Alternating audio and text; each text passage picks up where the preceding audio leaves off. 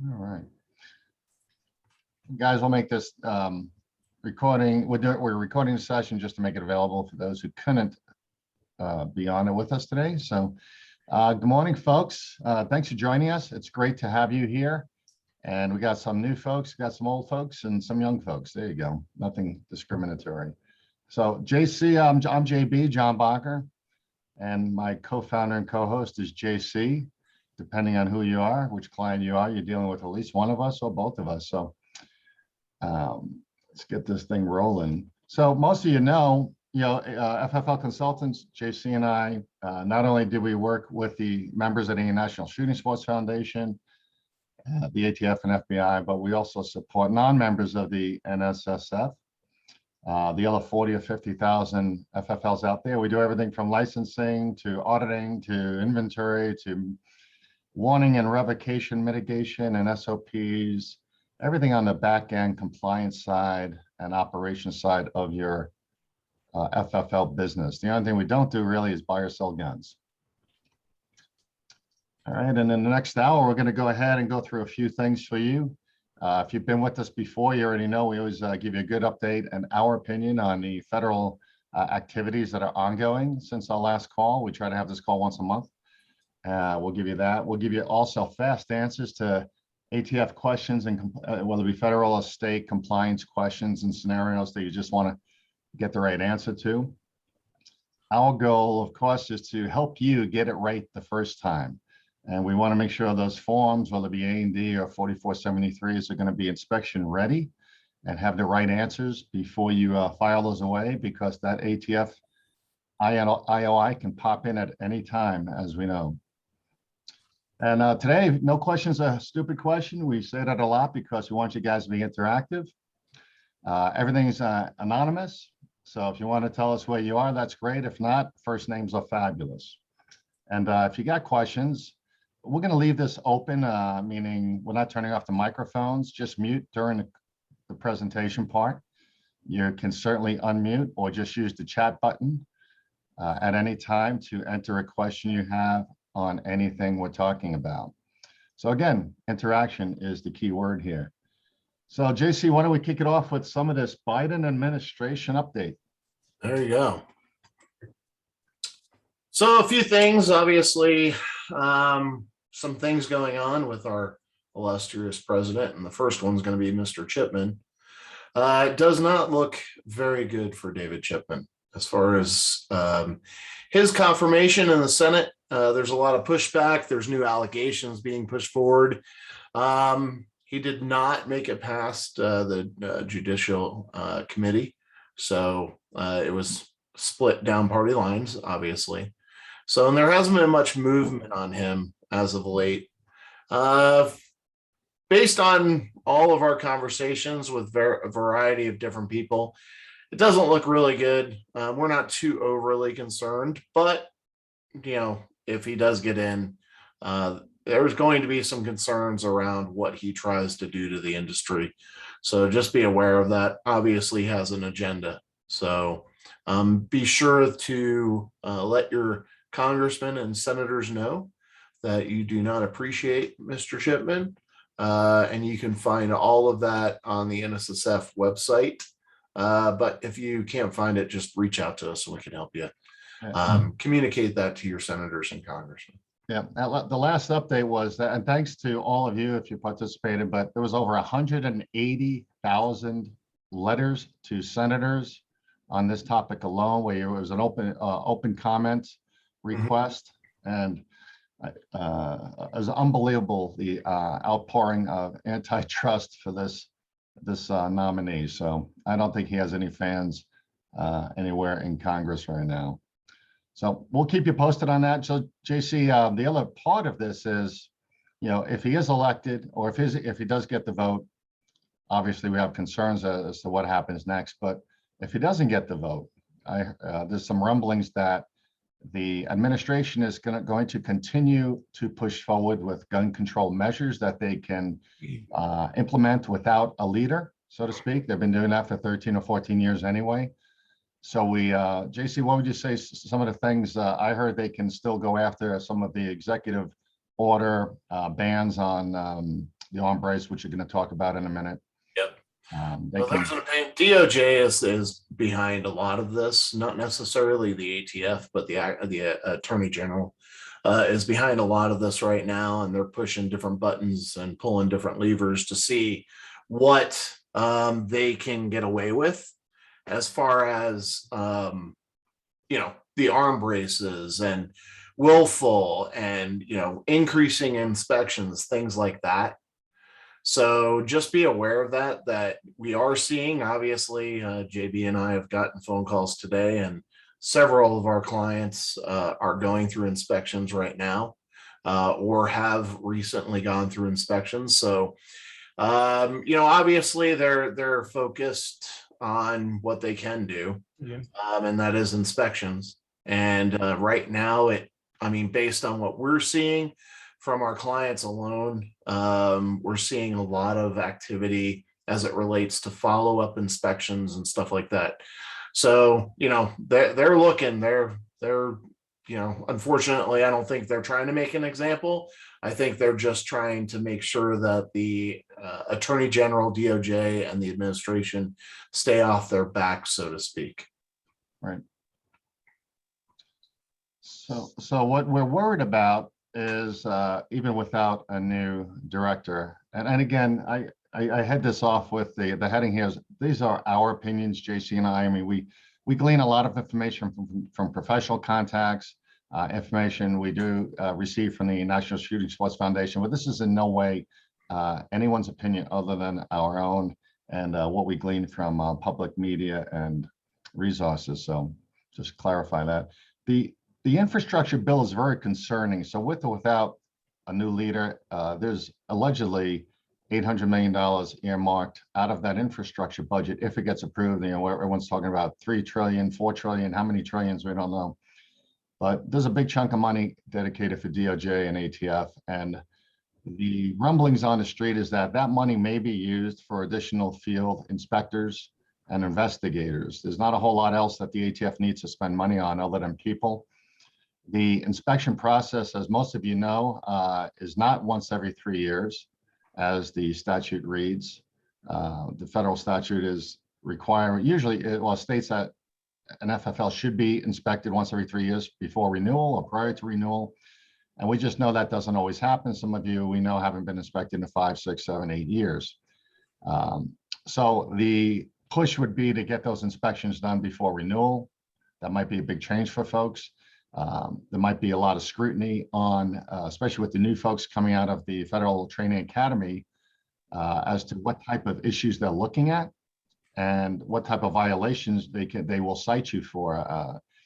And we'll talk a little more about the inspections we have ongoing right now with some of our clients, but issues that weren't citable or weren't cited maybe 2 years ago might be more of an issue, on next time around because of the directives to scrutinize better or more closely and to, play it by the book, so to speak.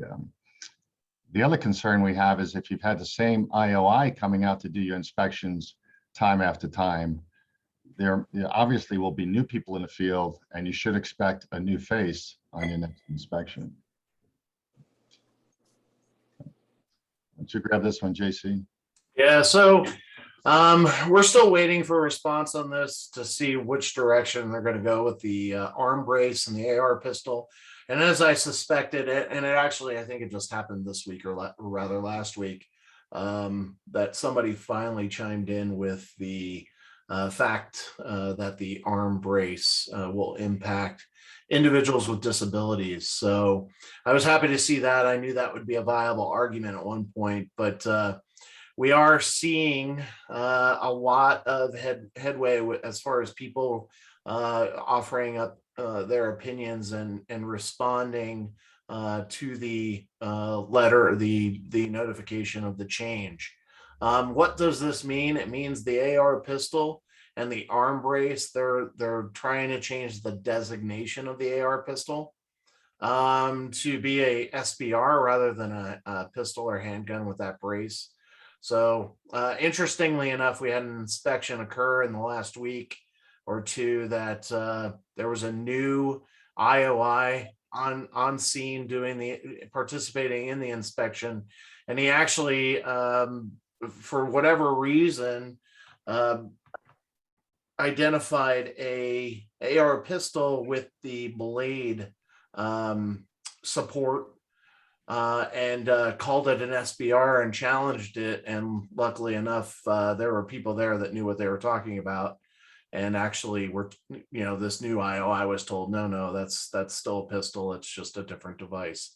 He actually said something about it had to have Velcro on it or something. I don't know where he came up with that from, but it kind of concerned me that this guy was brand new, fresh out of the ATF Academy, and this was what he was coming up with. So we don't know what direction they're going to go yet with the arm brace. We're keeping a very close eye on it. So, but now like I said, the ADA argument just popped up. So we're hoping that's going to quash this pretty quickly.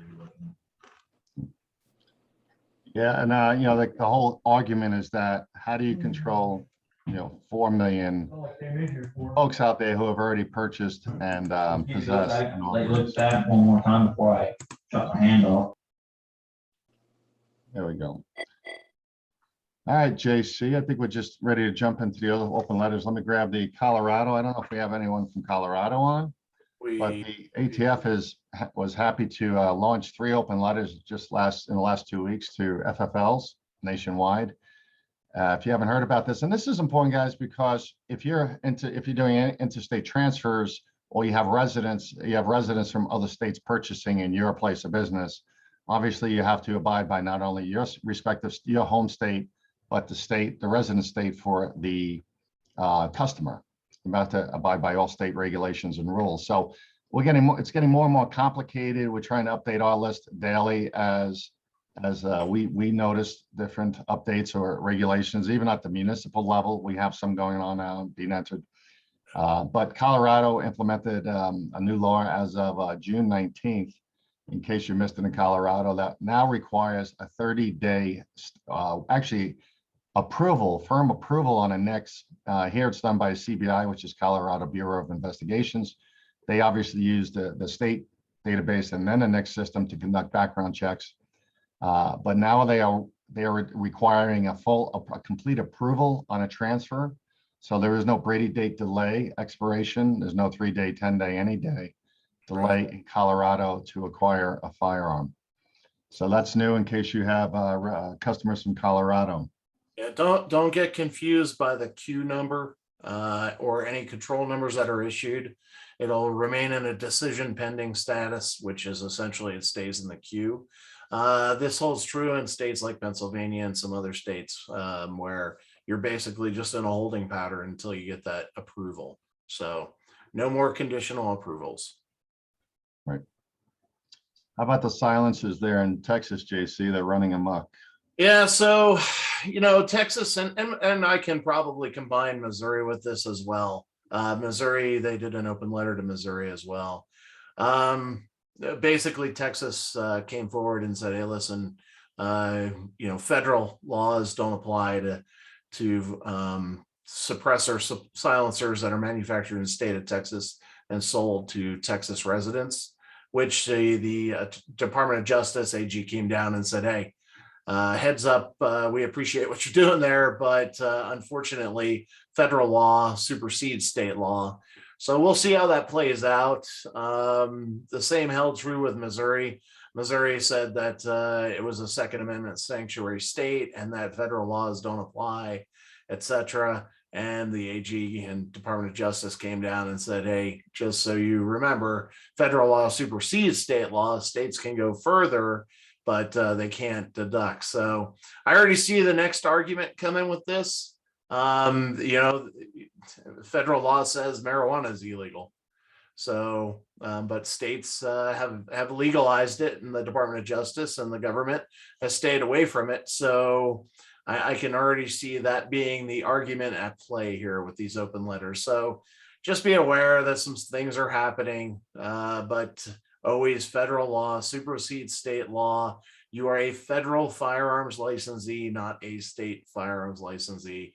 So you have to be aware of it and be careful of it. JC, it's funny you brought up cannabis. I had a call this morning from a And we're in Denver. You guys know we're in Denver. So I had an East Coaster call at 8 o'clock this morning, which is very early my time, and asked about the the medical marijuana card being acceptable, believe it or not, as a form of ID today. And we talk about this we've been talking about this for 3 or 4 years already. Obviously, the answer is no. There was an argument. There was a pawnbroker. It was a pawned firearm, in pawn. He was trying to redeem it, had his money, but he had the wrong ID. So that led to a good conversation, because now we know that person, who's a regular customer, by the way, pawning his firearms, now we know him to be a marijuana user. So now we just lost him as a customer, and the pawnbroker was very happy to hear that he could lose him as a customer, because I guess it wasn't a great customer.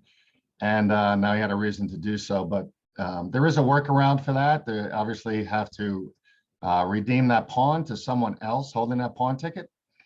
And you have to provide a warning not to allow that firearm to magically move back into the possession of the person with the medical marijuana card.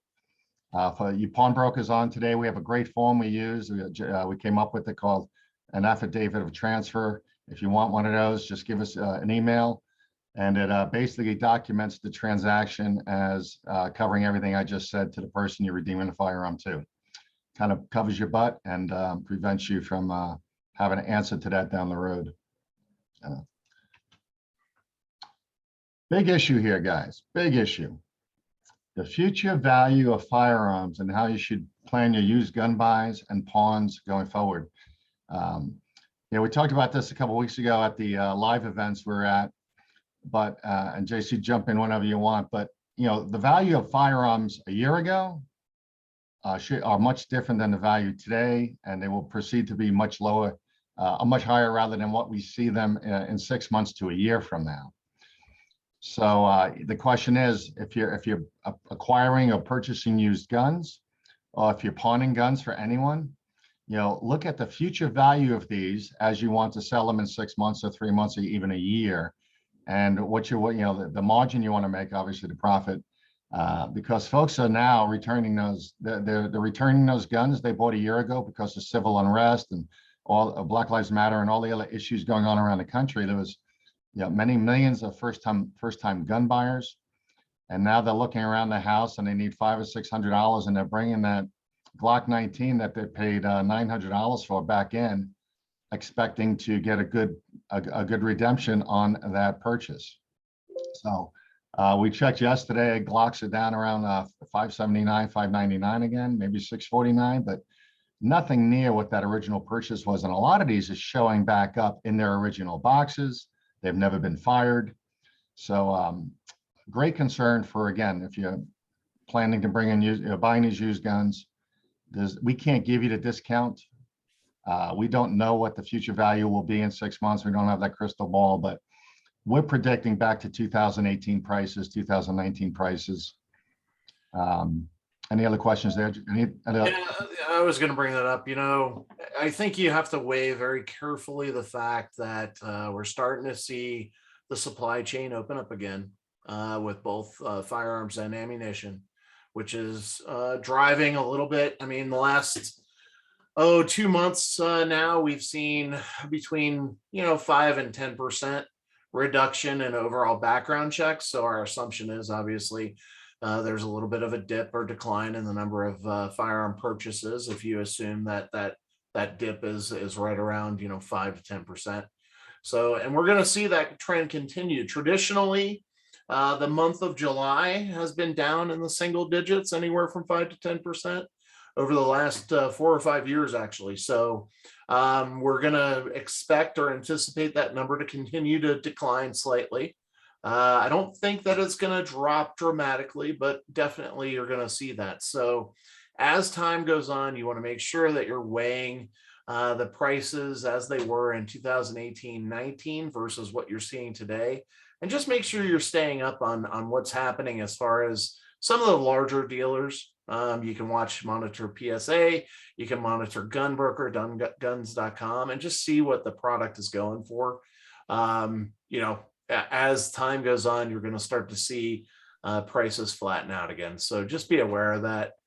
make sure you're, either loaning or purchasing at an appropriate price point. Otherwise, you're going to be like quite a few of our FFL clients looking at us saying, "Hey, I'd like to unload these guns that I paid way too much for." So we appreciate that, and unfortunately, now's the time where you're just going to have to really take a little bit of a hit on the firearm margin, which there's not that much of a margin in those firearms, and look to increase margin in other areas such as accessories, ammunition, training, etc. And this is just an opinionated conversation going forward on this next point, but we were talking yesterday with another client, big client, and they were asking us about what do we think about the current COVID Delta variant issue, and are we going to have a relapse into the civil unrest and the shutdowns and the masks? And again, we don't have the crystal ball, but that's a big possibility here. Again, we never expected what happened to have happened. Now we have the unpredictable coming around the corner. I think my opinion is more fear and scare than anything right now. But the ICU beds are filling up. If you listen to the CDC, is the only one I really listen to is the southeast corner of the country is having more impact than anywhere else right now. California is quickly moving to limited medical facilities because of ICU beds and et cetera. So we don't know. I mean, will we get luck from a firearms perspective? Will we get lucky and keep our prices high and ammo in high demand? From an economic perspective, we can hope for that. From a civil perspective, we certainly hope not. So we'll try to keep you guys abreast of anything we hear through the grapevine, through our political friends, and try to get you information to help you predict your business. Unfortunately, I did talk with one vendor who had he went out and purchased 1 million rounds of 9mm during the crisis. His container from overseas took a little longer than expected to reach the United States, had to go through customs, and by the time he got it, he was just breaking even on selling his 1 million rounds of ammo. So be very cautious in jumping into that degree is our recommendation. And just a heads up, I just checked. I got the new NICS numbers. We were down 6% month over month. So 6% from last month, and we are down. Hold on one second. I can tell you. That's on NICS. That's actual transfers, JC. Yeah, that's actual NICS transactions. Yeah. So we are down year over year 21%. Yeah. 21% from July last year, and we were 6% down from last month. So last month we were 5% down. This month we're down 6%. So really start paying attention to your price points, and you should, obviously speculation, you should see the same kind of reduction as far as your sales are concerned. If the industry is seeing a 6% reduction, then if you fall within that, then you're operating within the average. Yeah. Now let's move, we're just about halfway through here, guys. Let's move to our ongoing ATF inspection. So we mentioned earlier that we have, I think we're up to 5 now, JC, this week going on. Yeah. I just got an alert this morning that we have one going on down in Florida. And what we mean by going on is we have just under 300 clients that we service, and some of them are multi-unit, obviously. Then there's the NSSF, but we usually get tagged or called by our contacts, whether the NSSF clients we've serviced in the past or private clients on ATF inspections. That's one of our rules. Get us involved as soon as they walk in the door. Let us walk you through the process so you know how to react, how not to react, what to say, what not to say. But we usually maybe have one of those calls a month. And to have 5 going on in 1 week is very concerning to JC and I, because these are spread all over the country. It's different. It's Colorado, it's Alabama, and our other clients asked us not to talk about them yet. They're just starting their process, and obviously they want to see how the first week goes. But we're concerned that we're having impact with our own clients that we can talk about, like I said, all in the same time. We'll talk about one first in Colorado, JC. I mean, I think that's going pretty smooth. Yeah. So far, we had 2 of them going on in Colorado this past month, and everything looks pretty good. Not too bad at all. A lot of this has to do too with the fact that they were trying to obviously get out to folks that were supposed to be inspected last year that were on the list that may be falling outside that window that we talked about earlier. So we are, taking a look at things, and so far so good. Not too bad. Just a minor issues here and there. Now, the other issue with these, 3 of the 5 are either on warning or maybe even a second warning Yes. level. Yep. So it's obvious that the ATF is going back to revisit those folks that were already, we call it being on the list, on the revisit list. And then, whether they missed a 1-year review, they didn't come back within 1 year or as agreed to during the settlement agreement. But they're there now, and thankfully, like I said, the 2 we're talking about right now were on one. Mine was on warning, JC. I don't know if yours was on warning, was it? Oh yeah, they were. Yep. Yeah. So both of these FFLs, have been focusing very diligently and leveraging us just to get it right the first time, as we say. So my clients down south, Alabama area, very nervous. I mean, had a crazy amount of transfers during COVID. A pawnbroker slash gun dealer slash everything else. Very entrepreneurial location, but boy, did they blow up with transfers. And it was anything and everything that was coming in. Anybody that could get anything. So they had it drove a lot of traffic, which is great. But it caused a nightmare for them to implement new programs for reviewing paperwork twice before a transfer leaves the location, and then have a 3rd person review it the next day, not the end of the week, not the end of the month, but the next day, because it was just so much volume. They actually hired somebody part-time to come in and do this 4 days a week, the 4 big days of the week, to come in and actually review this the 3rd time and then file the paperwork. So if you had programs like that in place, wonderful. With my client, we had one inverted serial number on the physical count, on the inventory count, no missing guns, no extra guns. That was really wonderful. No other major issues. Importer and manufacturer were all compliant. They went back and fixed all of that over the last few months after hearing one of our webinars on that topic. His team, the ATF team, is actually going through the paperwork now.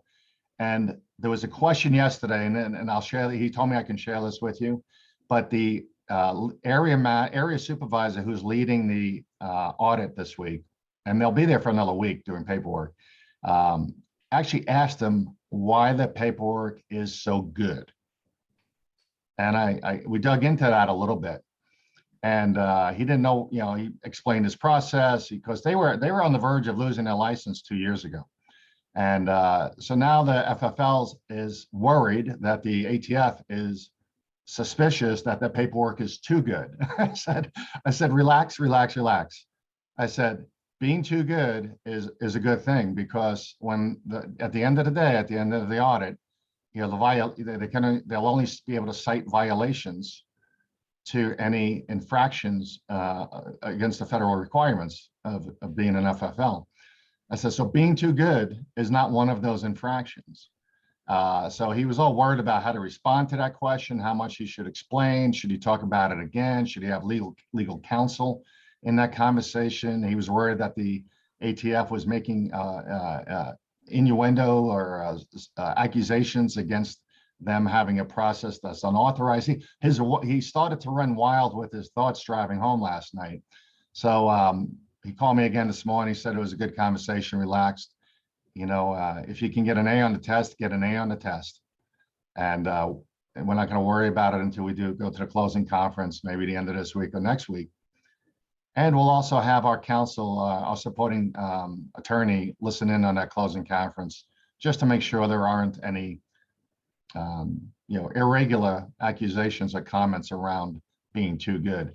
That's the first time I've ever heard that. But again, this FFL has gone 180 from having basic programs in place to having fabulous programs in place to pass the test, as we say, have a great inspection and kind of get out from this warning conference scenario. And that's going to take another visit or two, but he's on the right track. Very interesting comments from the ATF team based on this. I think they came in expecting to find him worse than before based on the increase in transfers and the volume they experienced over the last 18 months. So kind of interesting. I think we'll hold off on the other ones, JC, until our next call. But the other ones are, like I said, the ATF's going to come in, they're going to dig in, they're going to do your inventory first, they're going to hit your paperwork second, they're going to cross-validate. They can interview your employees privately if want to about your process and any issues surrounding the transfer process or record-keeping process.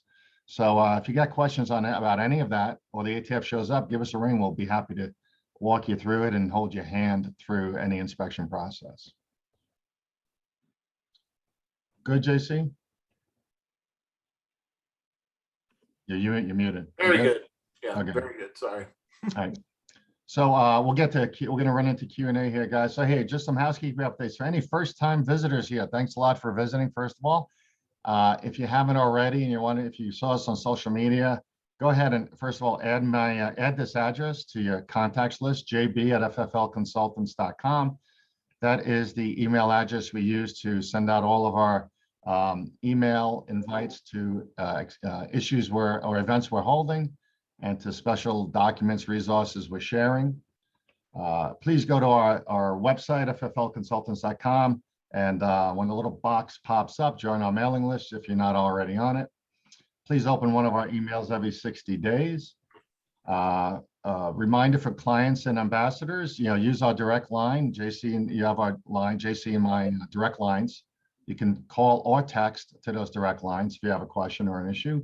And everyone else, please go ahead and use our main line, which goes to a call center, and one of us will definitely answer your call for us, 720-336-0028. That's our main number. And if you ever have a question, our main inbox is info@fflconsultants.com. Anything FFL related. So let's jump into questions, guys. Unmute your phones, unmute your Zooms, your phones, step right up. We've got questions from a lot of folks asked 3 me questions beforehand. I don't know if they made it to the call, but we can take your questions first or just jump into what we have. And no questions, a stupid question. All right, I'll kick it off.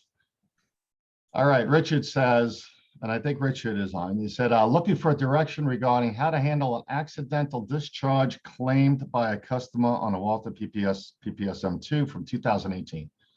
It was one of the recalled versions. So, well, first of all, let me go back. Well, we're very worried about the PP protection, PLC. John, give me the acronym. PLCAA. There we go. The statute that actually the law that prevents firearms from being held accountable for any accident used by either or from the firearm or the use of the firearm by an individual, a customer. It's pretty scary. We're seeing some lawsuits filter through here. They're not lawsuits violating the statute itself, but there's a lot of call by I want to say the left to repeal this law and hold gun manufacturers, gunsmiths, gun dealers, gun range operators, importers accountable civilly and or criminally, more civilly, I think, than anything else for accidents or deaths injury resulting from firearms. We all know that. So for Richard, I would say right now you are protected with an accidental discharge by a customer who has purchased that firearm and taken it home. You are protected and should subrogate or refer that to the customer to the manufacturer. In this case, it would be Walther. All the information should have been contained or available online for the manufacturer. I would go ahead and advise my personal attorney, my business attorney, of the claim or of the accusation. I don't know if it's a formal claim not received in writing, but if I would at least let your attorney know about it. You may want to let your insurance broker know about it. We have to be careful about filing claims with insurance companies before they're actual claims. Just when we put our insurance brokers on notice, they can actually log that and use that against you down the road for future increases in premiums. So be a little leery there. But right now, until you receive something in writing, refer that customer back to Walter to make a claim about the fault of the firearm, the malfunction of the firearm itself. That's where that should go. I can almost guarantee that the FFL will be named in any serious claim if there was in fact an injury, but this sounds like just like an accidental discharge. Doesn't sound like an injury, but lawyers love to go after everyone whenever an injury, a product or manufacturer defect issue. So your product liability should be in place to cover things like this.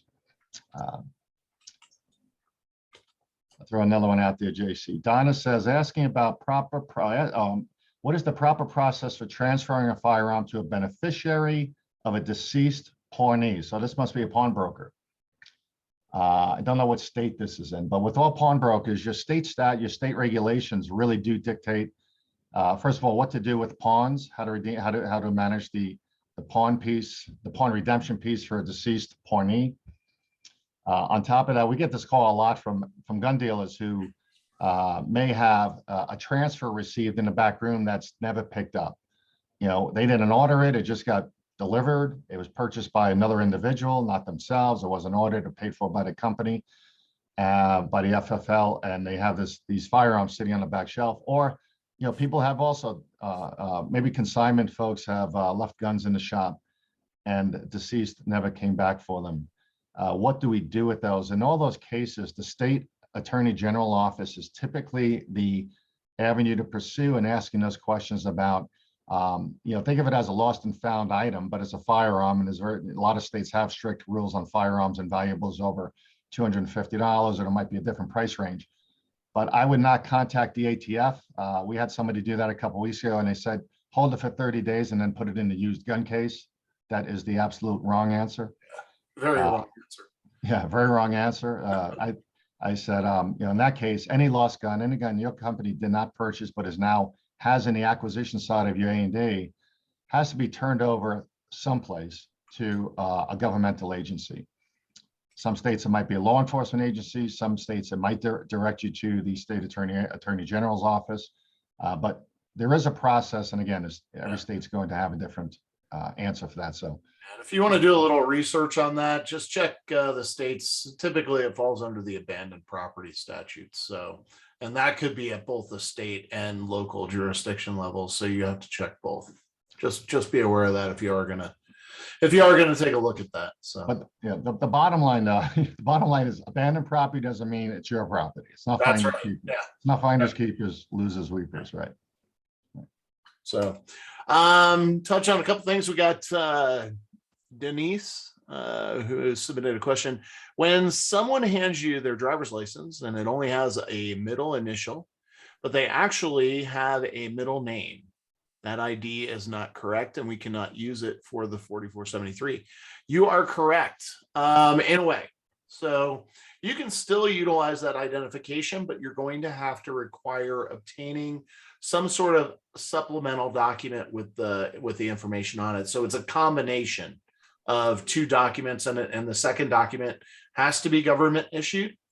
A lot of our FFLs are finding that birth certificate, passport, or something like that, and you want to document what you used. What's the new block on the new 4473 now?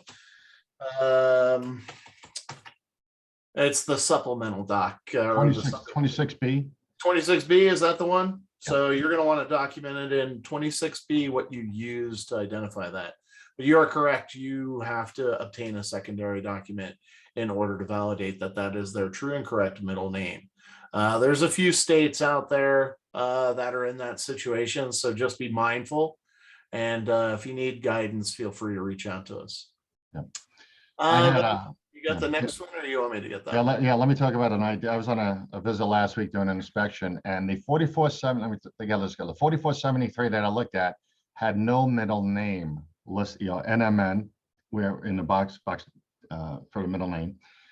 But they had the ID attached, and they went ahead and did the NICS check with the middle name off of the ID, but they did not have, for some reason, the customer did not enter his middle name into his 4473 while he was doing it. I was like, oh, sorry, this one a little different. He had a middle initial, and he listed L on the middle for middle name. He did an L and IO after it for initial only. But I checked the NICS. They had the NICS verification, the NTN report, and it showed a full middle name. And I looked at the ID, and it was a full middle name. And I said, well, why did he put initial only? He said, well, that's how he filled out the form, and he didn't understand it. So, but when I did the NICS, I did it correctly, the person said. I said, okay, you did the NICS correctly, but the form is incorrect. And she said, well, does that really matter? I said, of course it matters. And the ATF is going to cite you for that. Now, at the end of the day, the NICS was probably very good because it had a full middle name versus none or versus an initial only. So they actually would research the right person, but they can still be cited, because there's no halfway good. It's either all good or not good. So the citation, I'm sure, is going to follow. But now they have to, they're going to take the form and send it to the customer and have them correct the blank, the copy of the original form and send it back. So that's okay. That'll be great. And we feel we have time to fix that, before the next inspection. So little things like that. Don't let the little things slide, because again, we don't know what the little things will add up to as we go further down the road here with ATF impact or the DOJ, the new administration. So the ATF doesn't designate what's a minor or a major violation. Sometimes it does have to do purely with the volume of that violation. And, they publish the top 10 violations that they see all the time, and you're supposed to, as an FFL, stay up on those things. So where we would normally call something a minor violation, if, as JB said, if you have enough of them, it could turn into a problem. And we have seen FFLs go on adverse action with the ATF from what we typically constitute to be a minor violation just because of the sheer volume. So be very careful of that. All right, next question comes in. It appears that, and this is the proposed rule 2021R-05 regarding frames and receivers and their reclassification, will become effective around August 19th. Can you advise how you think FFLs will be impacted regarding necessity of adding serial numbers to uppers or other AR parts in existing inventory that will now be defined as parts of a receiver? Well, once the proposed rule, if the proposed rule becomes the standard, ATF will provide guidance. And atypically, as we've seen in the past with these proposed rules, if they are in fact brought into the fold and compliance will be required, they're going to give a kind of an amnesty period of sorts to get that figured out atypically. So what'll more than likely have to happen is you will have to find somebody who is willing to put markings on that device, or they'll be required to be destroyed. That would be my speculation at this point. We'll see what happens with that. But I would tell you that if the proposed rule does come into play, ATF will provide guidance on what the expectations are. So just stand by on that, and we'll be sure to get you some information on that. And there'll be obviously a rollout or implementation period. It's not going to be an overnight directive to just start doing this within 30 days. Well, that's not typically how they do that. The challenge really will be the fact that, okay, I've got a bunch of type 1 dealer FFLs that have these, devices on hand. They're not manufacturers. So how would you anticipate them needing to be marked? You're going to have to mark them with either your name or a type 7 and a serial number that isn't repeated. So it's going to be very interesting to see what happens with this. It's going to be a lot of work on ATF's part to make sure this gets done. So we'll see. Next question comes from Alex. Is municipal government utility bill acceptable for supplementary ID? Yeah. So yes and no. You want to make sure that it is actually a government-run facility. We've run into this a lot on mock audits and compliance site visits, where we found out that the municipal utility is actually run by a private corporation. So just be careful of that. Ask that question. Make sure it's actually run by the city, county, or whatever jurisdiction. Yeah, and I had a similar question on Friday from a client asking about a lease that's notaried. Is that acceptable as supplementary address verification? And the answer is no. At the federal level, a notary is not a government entity, and the lease obviously wasn't from a city-owned or state-owned housing facility. It was a private lease by a landlord. And yes, it has a new current address, and it's notarized, but that did not make it acceptable. So. Next question from Jeremy. Best E4473 software in y'all's opinion? My point of sale already keeps an A&D book. They offer an E4473 option. Not real confident in their software. I am a pawnbroker. Would love the customer to be able to do it on a tablet. I would tell you, look, and I just had this conversation with another FFL this morning. We hear the same complaints pretty much about everyone. Is one better than the other? As soon as you buy into a new one, you'll have different complaints about that one. So just keep in mind that they're software developers. They're not FFLs.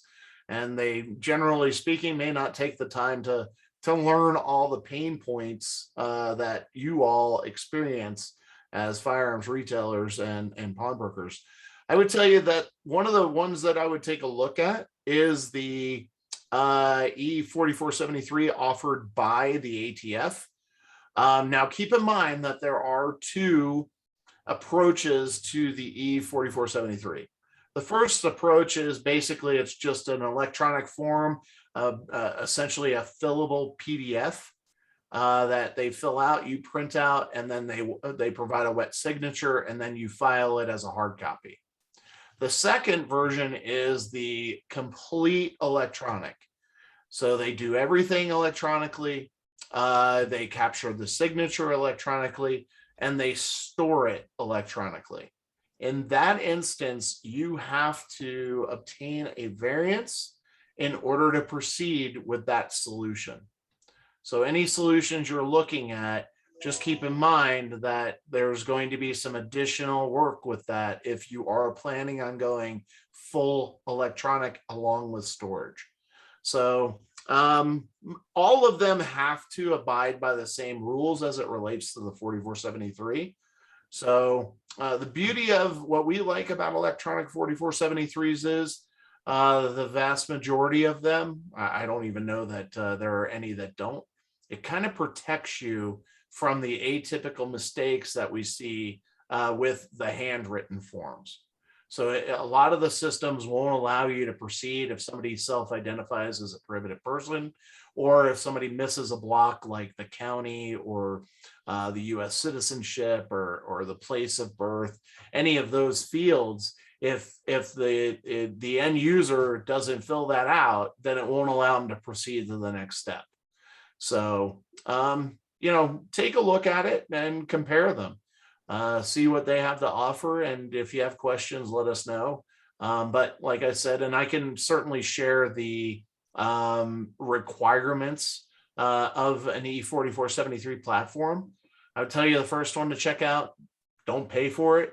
ATF has one that's completely free. Yeah. So check that one out first.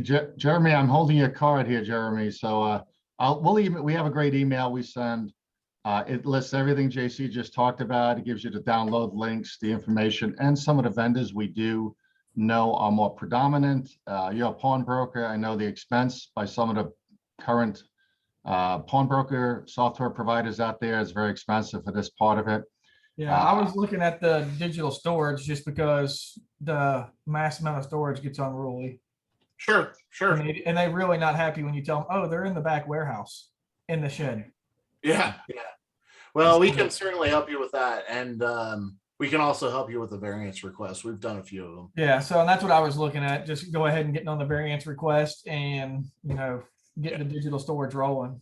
Who are you using? Are you using Bravo or are you using Pawnee? I'm using Bravo, and they want to charge you for digital storage, which is asinine. Well, yeah, Bravo is not by any means the cheapest solution out there, but none of them really are. They all, Yeah. You know, just dealing with somebody else this morning that's taking a look at it as well. And yeah, so and I'm not afraid to spending, you know, another $2,000 a year on the software if it's going to stop all the problems. Right. But I wanted to have the digital storage and everything else. I know Bravo and their magic secret sauce isn't going to integrate with anybody else, so I already know that's not going to happen. Yeah, I was in California of all places 2 weeks ago and did a mock audit inspection for a new client. And long story short is they had 82. He was upset that he had 80. I noted 82 violations because of legibility. I could not read one of their salesmen's handwriting, but he was the great salesman. He was one of the best salesmen, and they've approached him before on his handwriting. But if I can't read it, the ATF inspector is not going to be able to read it, and no one in 20 years or 10 years is going to be able to read it off a trace request sent in. Yeah, and that is the ultimate concern, is when that paperwork gets sent in included in part of an investigation someday, they want to be able to, you know, what beyond a reasonable doubt, identify the paperwork and match it to the gun at the crime scene. And that's what people have to understand about legibility. An S can't be a 5, a 7 can't be a 9. You know, so you got to make sure your employees are doing that right. The software does solve that problem. It's a wonderful piece of it. Just being able to implement it though is a major step. So they're using the free ATF 4473 program to start with. They're going to load it up on one laptop, start using it, and see how it works out before they decide how to further invest in it. Yeah, and that's kind of where I'm at. I just don't want to keep switching softwares and keep having, you know, and that's the thing with the ATF. If once you go E, you have to you can't go back and forth. You can't have a week in between where you're switching softwares of hand forms. And that's I want to pick one and roll with it and it be right. Right, exactly. Great questions, guys. Need to update. Next question is, if an electronic signature does not look good, should we have customer resign? You know, I've seen wet signatures that don't look good. I mean, if it's their signature and that's the best that the system can pick up from an electronic standpoint, then that is what it is. As long as the signatures, especially if there's another follow-up signature because there was a delay in the process or whatever, you know, I wouldn't be too worried about it as far as the signature is concerned, as long as you get confirmation from them that that's their signature. Yeah, well, I'll input one thing there. In Louisiana, their signature's on their ID, so we just take a copy and throw it in there. Yeah, on the top of their ID. Yeah, it's kind of hard. I mean, with the electronic signatures and pads and such, and the ruling on this for especially with the electronic storage and such, the signature capture that requirements are pretty much set in stone, so to speak. So these providers, especially the ones that, you know, provide the electronic storage and the complete electronic system, they know what they're supposed to capture or what the quality of that signature capture is. So it is what it is. I've seen some really bad handwriting. So when it comes to a signature, as long as you ask them, you know, that's their signature and that's a standard practice, you should be fine. Couple more, JC. In a recent ATF inspection, the agent told us if we Cerakote any firearm, we plan to sell it an upcharge for the coating. We need to treat it as if we manufactured it with our markings added. 100%. You will need to put your trade name or license name and your city state and you can adopt the serial number. Cerakoting pre-sale is considered manufacturing. You are actually, the ATF views that as strengthening the metallurgic qualities of the firearm. So, but if you Cerakote, you sell the firearm and they come back in the next day and say, I want you to Cerakote it, then that is considered gunsmithing. So yeah, there's a very interesting kind of loophole there. So no Cerakoting pre-sale unless you plan on marking that firearm. Yep. Also keep in mind, if you are doing anything to the firearm pre-sale or even post-sale that in any way obliterates or causes the serial number and some of the other manufacturer importer information to be skewed, you need to take that into consideration and make sure you don't do so. Keep in mind, it's all about the trace. JC, a couple more. We're at our time limit here. Need to update mailing address on multiple FFLs, not premises address, just a mailing address. What is the time frame? The move will be this fall, and how do we process it? So like I said, you're looking at- Generally speaking, it takes a few weeks. You want to make sure that you're prepared to move into that new location and that process is underway before you do an amended federal firearms license. And when you get to that point, just reach out to us and we'll be happy to help you out with that. It's a pretty easy process. Also, you are going to need to make sure it's basically the same thing as when you got your original license, right? Zoning, planning, all of those ordinances that play into this, you need to make sure the same holds true for this new location. So I would tell you it takes 30 to 60 days to process. So, but you have to be prepared to move within 30 days of the approval. So just be aware of that. Last one, JC, we have multiple locations and would like to verify responsible persons for each FFL. Who do I contact? Email me and I will send you exactly what you need to do. It's jc@fflconsultants.com. All right, guys, I think we are going to wrap it up here. We appreciate all of you for joining us. Thank you very much. We want to consider you as ambassadors. So make sure you email me. I think most of you are, but if you're new, say, hey, add me as an ambassador. We send out free stuff and good stuff and keep you in our little circle. So that's jb@fflconsultants.com if you want me to verify you. Fred, Jeremy, you guys are on our ambassador list already. And we'll see you guys next month. We're trying to do this the first Tuesday of each month. We'll send an update to all of you guys. Any questions? Reach out to us. Absolutely. All right. Thanks all. Have a great August. And we'll see you next time. Thanks a lot. Okay. Easy. Thanks, John. Yeah, Rob. Oh, hey, Chris. Is that Chris? Yeah. All right, man. All right, Chris guys. came we'll out of the see you soon. shadows. He actually turned on his camera. There you go. Yeah, we want you guys to be live next time. Live and fun. See you, Alex. Hey, see you, John. Bye. Thanks Next again. time. See ya. See you, Ken. Well, take All right, care. guys. Thanks a lot. Have a great week. Great month. Y'all too. Hey,